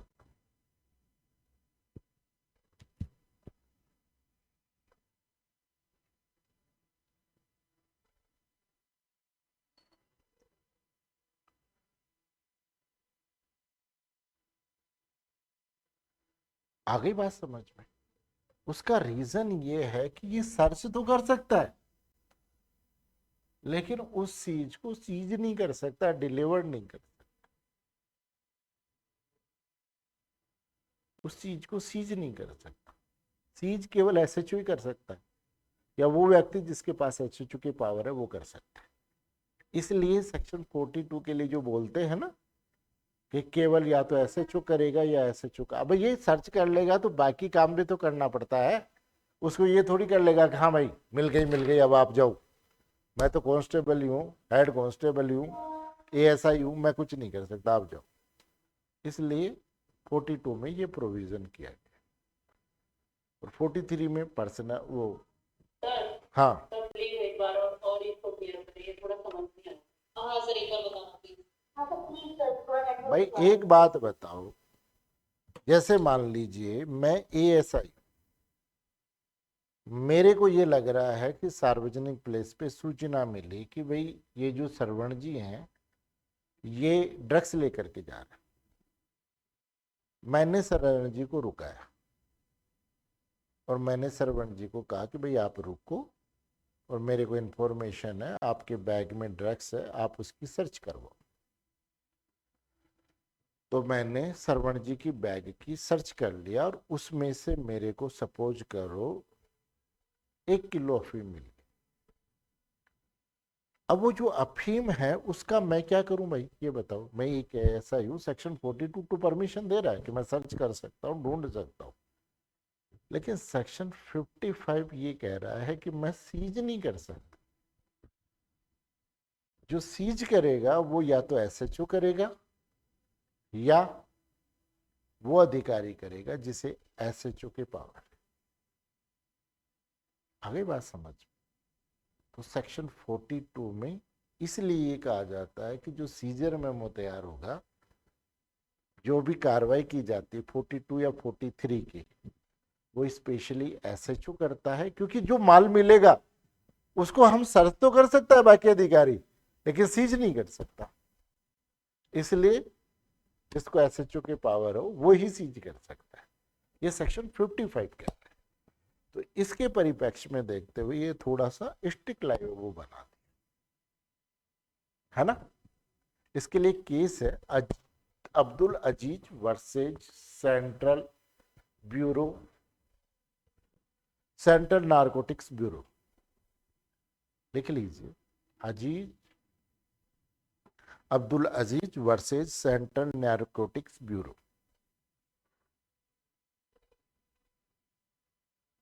दो 2018 का केस है। इस केस में सुप्रीम कोर्ट ने ये कहा भाई जो सेक्शन 2042 में जो प्रोविजन किया गया वो शक्ति के दुरुपयोग के लिए रोकने के लिए किया गया, यानी जो पावर है उसका मिसयूज रोकने के लिए किया गया।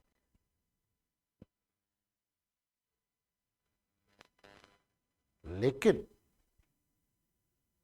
अगर इसके प्रोविजंस को फॉलो नहीं किया गया, इसके प्रोविजंस को अगर फॉलो नहीं किया गया तो इस आधार पर दोष मुक्ति नहीं होगी। ये देखा जाएगा कि क्या इसके प्रोविजंस को फॉलो नहीं करने के कारण अक्यूज के साथ अनजस्टिस हुआ है क्या। अगर अक्यूज के साथ अनजस्टिस हुआ है सेक्शन 42 को फॉलो नहीं करने पर, तो ये जरूरी है।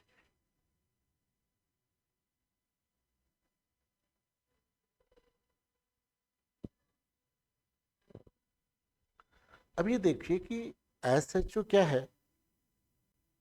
मान लीजिए किसी दिन थाने पे है और थाने पे उसको इन्फॉर्मेशन मिली कि भाई इस प्रकार की कोई घटना हुई है, नहीं तो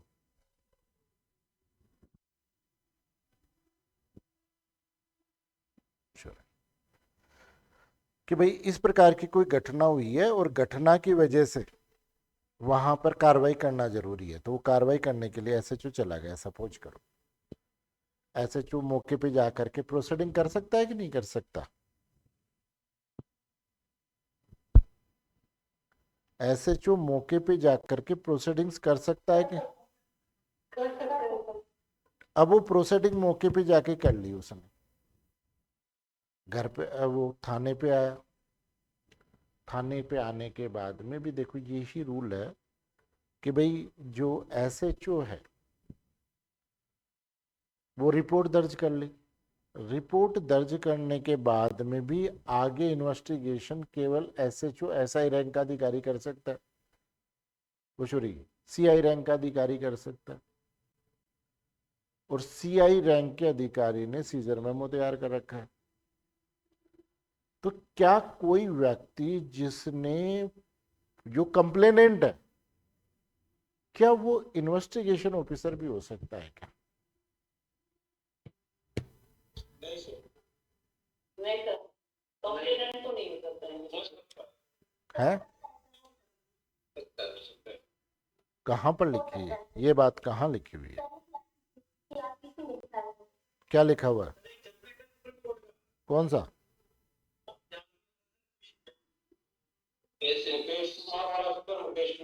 बिल्कुल Mukesh Singh versus state narcotic department Delhi. लिख लीजिए केस को, Mukesh Singh and others versus state, और स्टेट को इन्वर्टेड कोमा में लिख लेना, नारकोटिक ब्रांच ऑफ दिल्ली। 2020 का केस है।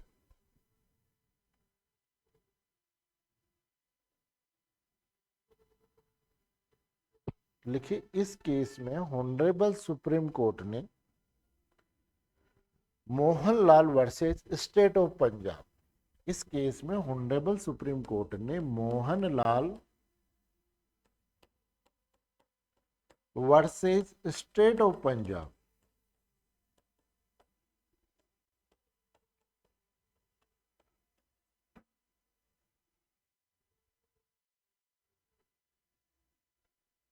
स्टेट ऑफ पंजाब के मामले में ये कहा, के मामले में दिए गए निर्णय को उलटते हुए कहा कि एनडीपीएस के मामलों में यदि कंप्लेनेंट इन्वेस्टिगेशन कर रहा है, कंप्लेनेंट ही इन्वेस्टिगेशन ऑफिसर है, अन्वेषण अधिकारी है,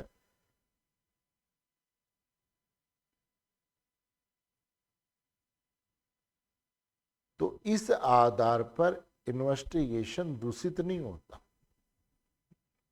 इस ग्राउंड पर इन्वेस्टिगेशन दूषित नहीं होता।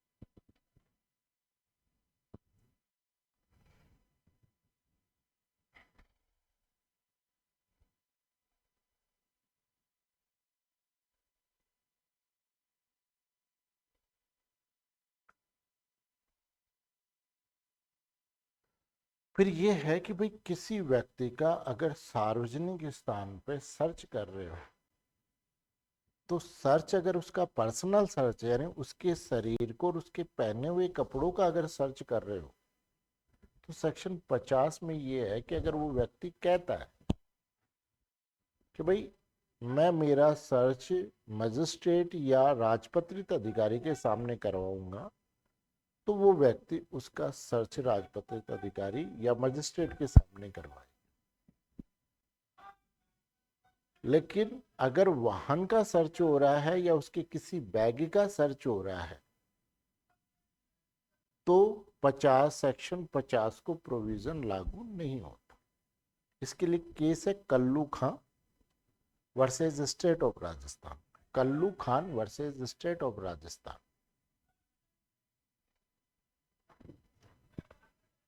Kullu Khan versus state of Rajasthan.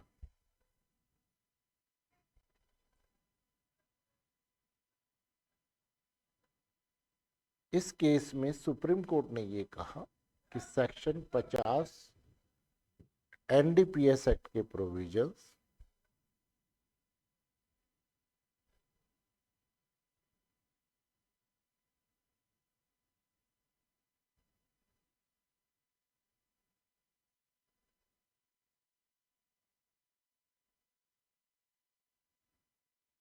व्यक्तिगत सर्च पे लागू होता है, पर्सनल सर्च पे लागू होता है।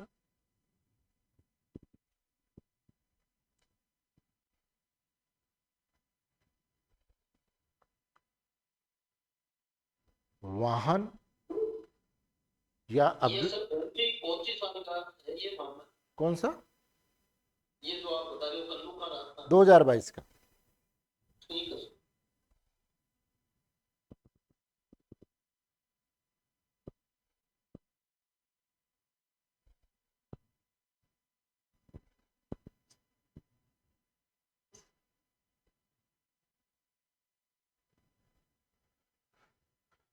फिर नेक्स्ट एक केस है मीनापुन। मीनापुन वाहन और उससे मिले बैग आदि पर लागू नहीं होता।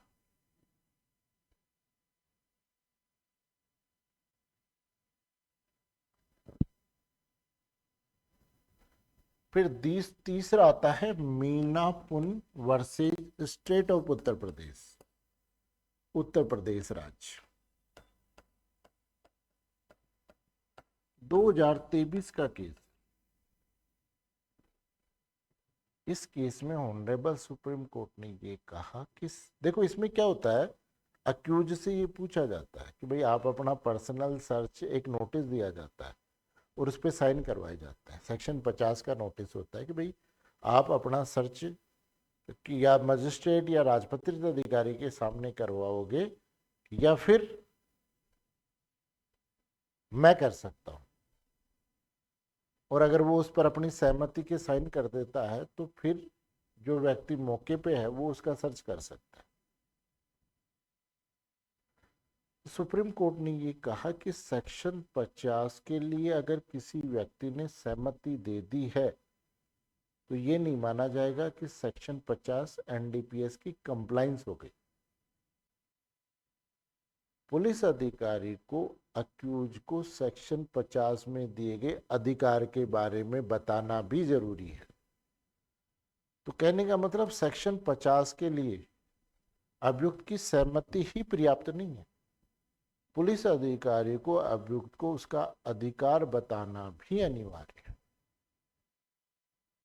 कि अक्यूज का ये अधिकार है, ये भी बताना मैंडेटरी है, नेसेसरी है।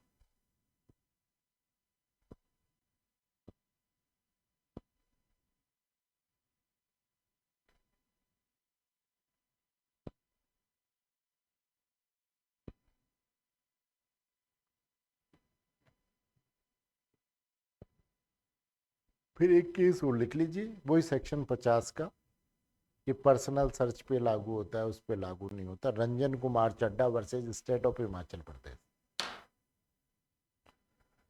Ranjan Kumar Chadha versus state of Himachal Pradesh 2023 का केस है। इसमें भी सुप्रीम कोर्ट ने यही कहा कि वो 50 केवल पर्सनल सर्च पे लागू,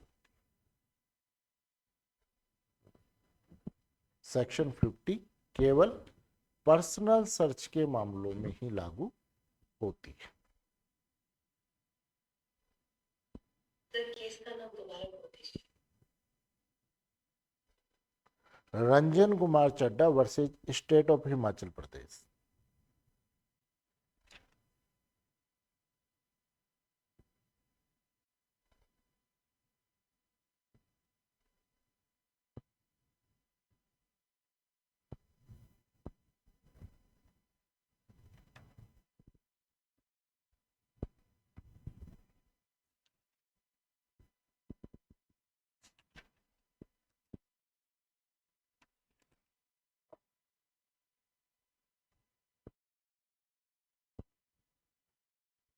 फिर देख ईयर कौन सा? 2023।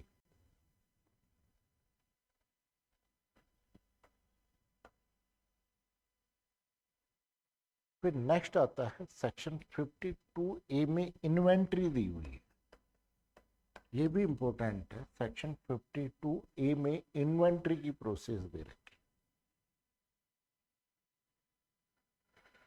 इसमें क्या होता है कि भाई जो भी एनडीपीएस है उसका सामान है, उसके खराब होने की संभावना, चोरी होने की संवेदनशीलता आदि को ध्यान में रखते हुए जो एसएचओ है वो जो भी एनडीपीएस का सामान है उनकी लिस्ट बनाएगा, नमूनों की लिस्ट बनाएगा, बाकी सामान और उसमें क्या सामान रखा हुआ है इसकी एक लिस्ट बनाएगा, उसकी फोटोग्राफी करेगा और उसके बाद में उसे डिस्पोज कर दिया जाएगा। और ये जो फोटोग्राफी है, जो लिस्ट है, ये जुडिशियल मजिस्ट्रेट की प्रेजेंस में होगी, जुडिशियल मजिस्ट्रेट के द्वारा उस पर साइन किए जाते हैं। इसको बोलते हैं हम इन्वेंट्री रिपोर्ट। और आप ये बताइए, अगर आपसे पूछ लिया जाता 52A में जो इन्वेंट्री रिपोर्ट तैयारी होती है उसकी एविडेंशियल वैल्यू क्या है? क्या है? ध्यान रखना, इन्वेंट्री की जो रिपोर्ट है ना उसमें जो ड्रग्स जो प्राथमिक साक्ष्य, यानी प्राथमिक साक्ष्य तो देखो वो ड्रग्स थी, लेकिन उसकी जो रिपोर्ट है ना, इन्वेंट्री रिपोर्ट जो मजिस्ट्रेट द्वारा साइन है, ये उस ड्रग्स का प्राइमरी एविडेंस माना जाएगा, प्राथमिक साक्ष्य माना जाएगा। तो ये पूछ सकता है इन्वेंट्री रिपोर्ट और उसकी एविडेंशियल वैल्यू। तो एविडेंशियल वैल्यू इसकी ये है कि ये क्या है, एक प्राइमरी एविडेंस।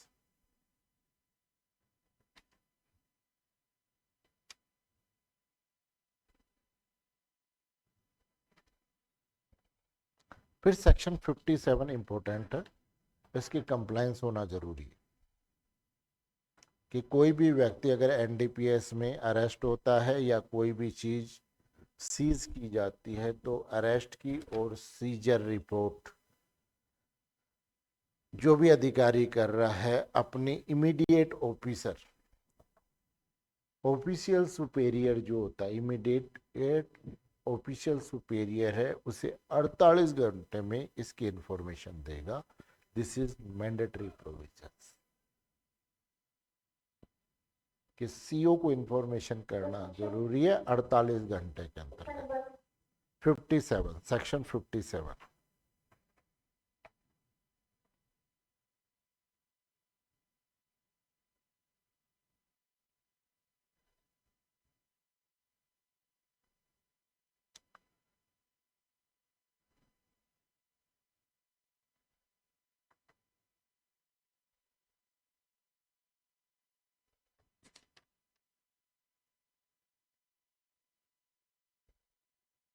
फिर देखिए सेक्शन 64 में पार्डन है, क्षमादान है।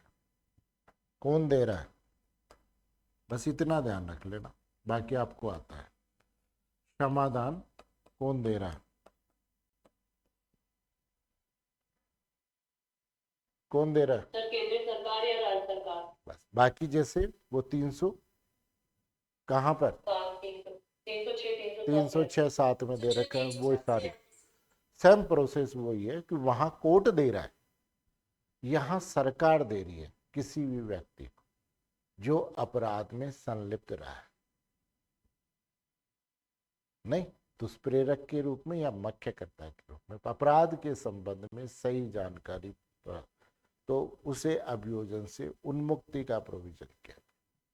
और अगर वो दे देता है तो जिन शर्तों पर उन्मुक्ति की गई है उसे उन्मुक्त किया जाएगा। और अगर उसने शर्त का कंप्लायंस वोलेशन किया है, पूरी बात नहीं बताई है, तो उसके खिलाफ जिस मामले में उसे उन्मुक्ति दी गई थी ट्रायल किया जाएगा और उसे फॉल्स एविडेंस देने के लिए अलग से प्रोसीडिंग की जाएगी। लेकिन ध्यान रखना, एक बार अप्रूवर बनने के बाद में उसकी उन अपराधियों के साथ ज्वाइंट ट्रायल नहीं होती, दोनों ट्रायल सेपरेट होती है।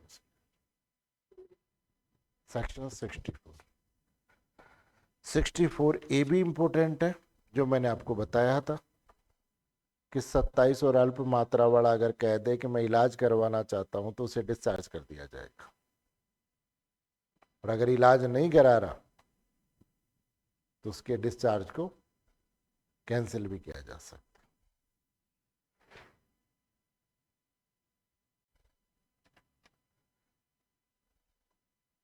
फिर 67 इंपॉर्टेंट है।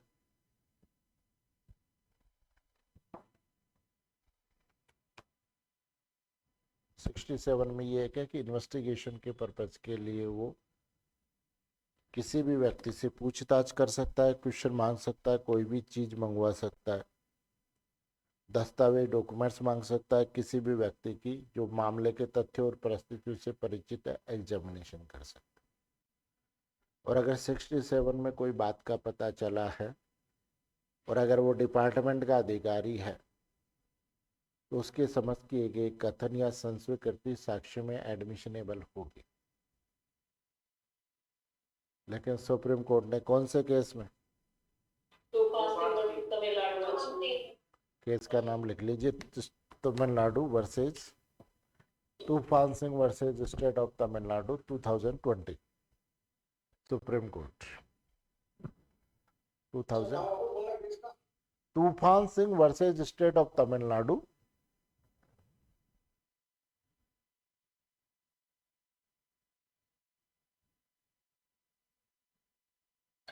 की सेक्शन 67 में नारकोटिक्स डिपार्टमेंट के अधिकारी के समक्ष की गई संस्वीकृति के समक्ष बिफोर नारकोटिक ड्रग्स ऑफिसर के समक्ष की गई संस्वीकृति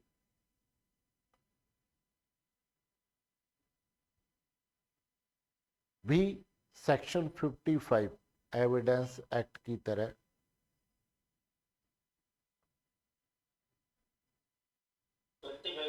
section 25 evidence, section 25 evidence act की तरह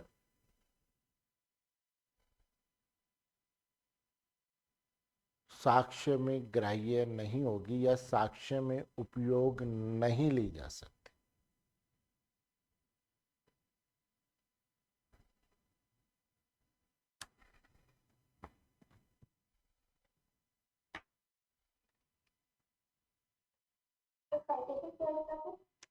2022 2020 सुप्रीम कोर्ट। सर। हाँ, तो ये सेक्शन 67 का 53A के साथ में क्या रिलेवेंसी है सर? सेक्शन 53A हाँ, इसके साथ में क्या रिलेवेंसी है सर उसकी? एक ही है। सेक्शन 53 में जो पुलिस अधिकारी के पावर थे वो उनको दिया गया है, डिपार्टमेंट के ऑफिसरों को दिया हुआ कि वो सारे ठीक काम है कर सर। सकते हैं। और 67 में जब वो क्वेश्चन पूछ रहे हैं उनसे, तो उनके ऊपर ये अप्लाई नहीं होगा, 25 अप्लाई होगा। जब 53 में पुलिस के पावर यूज कर रहा है तो फिर वो अलग से कैसे हो गया? ये है कि सेक्शन 50 क्या 53A सर इस पे एक क्वेश्चन पूछा हुआ था हाँ। कि सेक्शन 53A और 67 के संदर्भ में इस अधिनियम के अधीन कन्फेशनल स्टेटमेंट की सुसंगतता क्या है? तो देखो सेक्शन 53 में तो ये है कि कोई व्यक्ति ने अगर, हाँ ये है कि जैसे डिपार्टमेंट के ऑफिसर के सामने अगर वो कोई स्टेटमेंट किया है तो पहले ये था कि उसके जो स्टेटमेंट, अगर स्टेटमेंट करने के बाद वो व्यक्ति कोर्ट नहीं गया और मर गया, मिल नहीं सकता, सेक्शन 32 वाली प्रोविजन आ गई, साक्ष्य देने में असमर्थ हो गया, उपस्थिति वे और विलंब के नहीं हो सकती है, तो उसके स्टेटमेंट को यूज किया जा सकता था। और वही 33 वाली कि भाई ये जो परिस्थितियां हैं, आफ्टर अगर कोर्ट में स्टेटमेंट करने के बाद नहीं हो सकता तो उन स्टेटमेंट्स को यूज लिया जाएगा। तो अब वो कोर्ट वाले तो यूज लिए जा सकते हैं जो स्टेटमेंट उसने किए, कोर्ट से अदरवाइज किए उनके लिए तूफान सिंह में मना कर दिया कि केवल स्टेटमेंट यूज हो सकते, संस्वीकृति यूज। साक्षी के लिए और 67 आरोप के लिए बिल्कुल। वो तो उसके किस पे? 53A में तो जो साक्ष्य है उस पे केस की उसके लिए लागू होता है और 67 एक्यूज के लिए लागू होता है। क्या दे रखा है? 53 में विटनेस वर्ड यूज कर रखा है। किसी व्यक्ति के द्वारा गवाह के लिए 53A 67 में भी तो पूछ रहे हैं मामले के तथ्यों परिस्थितियों से परिचित किसी व्यक्ति की परीक्षा कर सकेगा। बिल्कुल। ये मंजिल से संबंधित। फिर उसके बाद में 68A का ए 68A, इसमें ये दे रखा है कि अवैध रूप से जो संपत्ति है ना, four feature of illegally acquired property, यानी ये अपराध करके कोई अगर प्रॉपर्टी एक्वायर की गई है तो वो प्रॉपर्टी सरकार ले लेगी और सरकार को उसका फोर फीचर हो जाएगा, संपरण हो जाएगा। लेकिन कौन से मामलों में? तो ध्यान रखना, जिन मामलों में कन्विक्शन 10 वर्ष या उससे अधिक का हुआ है या कोर्ट के बाहर का, यानी भारत से बाहर किसी व्यक्ति को 10 वर्ष या उससे अधिक का कारावास से दंडनीय अपराध में हुआ है, जम्मू कश्मीर राज्य के अंतर्गत हुआ है, या किसी व्यक्ति पर 10 या उससे अधिक वर्ष के अपराध के लिए चार्ज लगा है और उसे अरेस्ट किया गया है, तो इन अपराधों के अंतर्गत अगर कोई व्यक्ति है तो उसकी और उसके रिश्तेदारों की जो प्रॉपर्टी है, जिससे ये सेटिस्फाइड करने में वो असफल रहता है कि वो लीगल सोर्सेज से वो प्रॉपर्टी खरीदी गई थी, तो वो जहाँ पर सेटिस्फाइड नहीं कर सकता, वो बाकी सारी प्रॉपर्टी सरकार को संपरण के लिए दायित्वाधीन होती है। स्पीकर बंद कर दीजिए, किसका होना।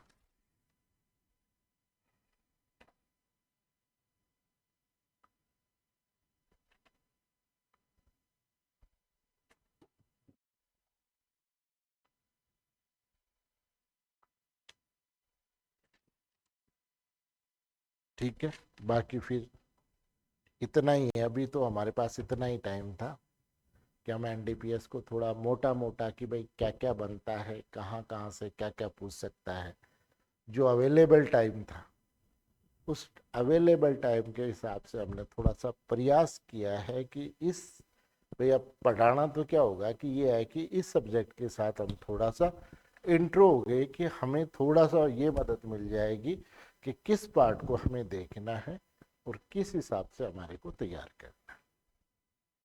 ठीक है, बाकी फिर कल आप किसका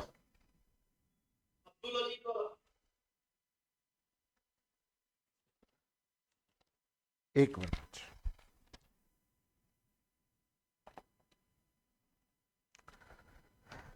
अब्दुल अजीज के केस में सुप्रीम कोर्ट ने ये कहा है कि सेक्शन 42 में जो हमने रेस्ट्रिक्शंस लगाए हैं, निर्बंधन लगाए हैं, वो इसलिए लगाए हैं कि शक्ति का दुरुपयोग ना हो, और अगर सेक्शन 42 की कंप्लायंस नहीं हुई तो इस आधार पर इसे अवैध नहीं माना जाएगा। केवल ये देखा जाएगा कि क्या उसके कंप्लायंस नहीं करने के साथ अक्यूज के साथ अनजस्टिस हुआ है। अगर अक्यूज के साथ अनजस्टिस हुआ है तो ही सेक्शन 42 में नॉन कंप्लायंस के आधार पर अक्यूज को हम रिलीफ देंगे। ठीक है, हाँ हाँ,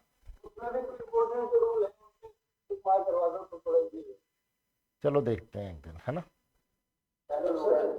सर एक रिक्वेस्ट और थी, पीसी एक्ट भी यदि थोड़ा सा बता सके तो। मैं देखते हैं। हेलो सर, हाँ, वो सब इम्पोर्टेंट योजना तो बताओ क्लास कब लोग गुजरे हो। वो मैं बताता हूँ आपको, है ना। एक बार वो तैयार नहीं हुए यार, वो तैयार हो जाए फिर करवाता हूँ, है ना, मेरे से। तो हाँ सर वो बताना।